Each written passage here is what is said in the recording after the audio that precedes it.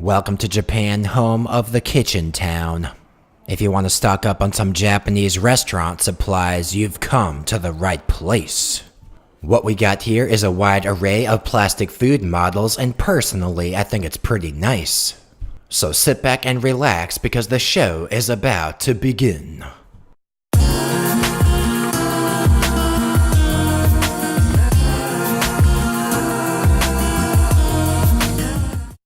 So I was cruising around the mean streets of Asakusa, Tokyo. I sprinted over to Sensoji Temple and I was feeling a little bit zen over here.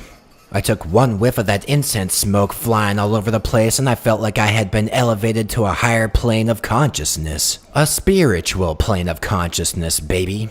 Now that's all fine and good, but getting in touch with my spiritual side awakened some kind of hunger deep inside my soul. I had the sudden desire to jam a huge quantity of calories down my throat. Lucky for me, I came across just the right place to do so.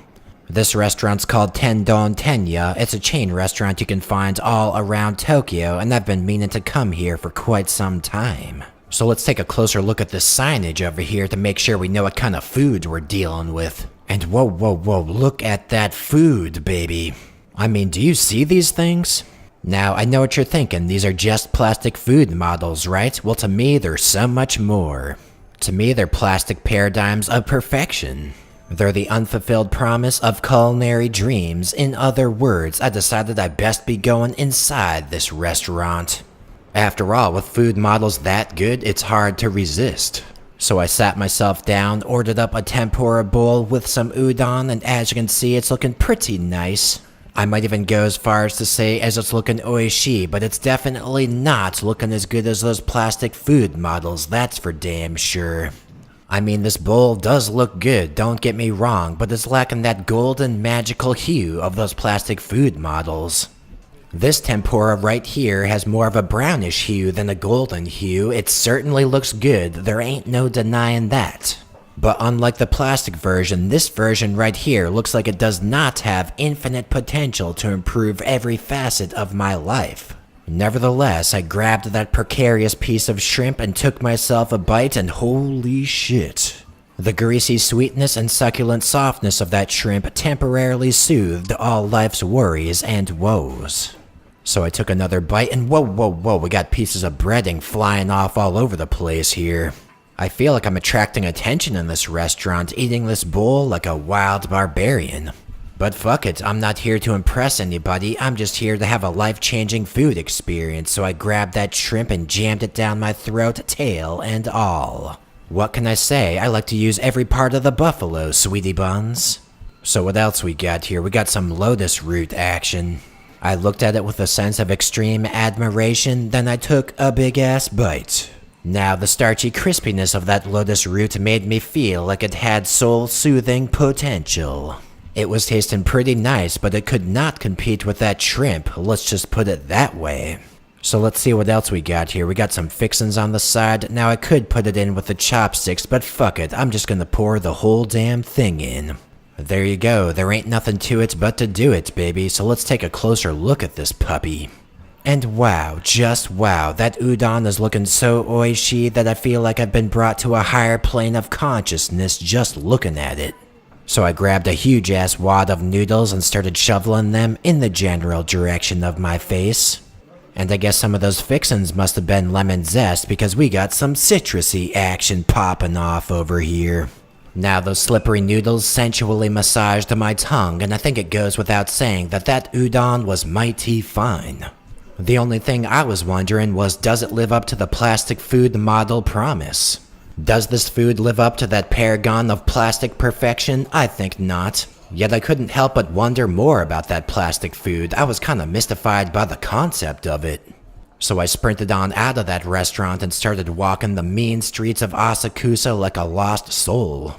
I kept catching glimpses of restaurant fronts with plastic food models, and I was wondering if there was some kind of way to get closer to that plastic food. Lucky for me, a mighty fine Patreon supporter named Lane O'Brien suggested a pretty nice place where I could do just that.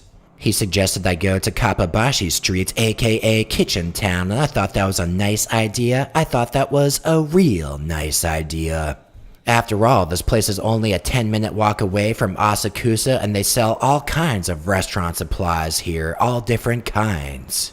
Now this store has a whole bunch of pots and pans, but I wasn't interested in that. I was more interested in the plastic food department. So I boosted on over to one of these stores dedicated to plastic food. I started perusing around inside that place, and holy shit, check out this fish. We've got some plastic fish bodies, and we've got some gigantic chunks of plastic fish flesh. And holy mother of dogs, check out this tempura bowl. We got some franken shrimp in this puppy. This thing makes the tempura I ate before look like amateur hour. What else we got here? We got us some onigiri action popping off. And man, oh man, take a look at that onigiri. It's taken all the willpower I have not to bite into that plastic. I mean, I actually have an intense desire to chow down on this thing. It just looks that fucking good. And through the magic of plastic food, here we got some levitating soba noodles. That's pretty buck wild. So let's move on over to another plastic food shop and see what else they got around here.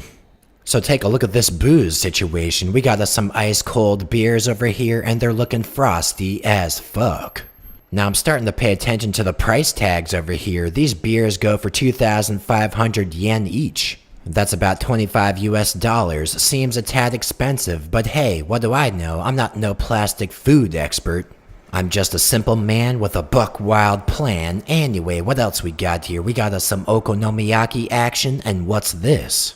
Here we've got a whole lot of plastic yakitori. We even got some fake flames shooting up from that grill. Shit's getting crazy around here. And wow, that looks so realistic that I actually feel like I'm looking at a yakitori grill. So let's see what else we got here. Here we got some levitating pasta dishes that are going for about $60 a plate. That ain't too shabby. Seems like a worthy investment to me, baby. Now I'm trying to figure out a ratio of prices here. It seems like these items generally cost about 10 times as much as their food counterpart, sometimes more, sometimes less. So I guess if you're running your own restaurant, you gotta put a lot of careful thought and contemplation into the decision whether or not to buy yourself some plastic food.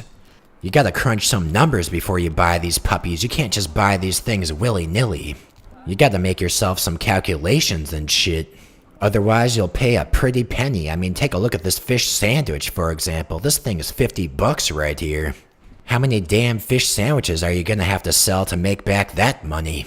100 fish sandwiches? 1,000 fish sandwiches? Your guess is as good as mine, baby. I'm not in the fucking fish sandwich business. Never have been and never will be. And holy shit, take a look at this $200 triple cheeseburger.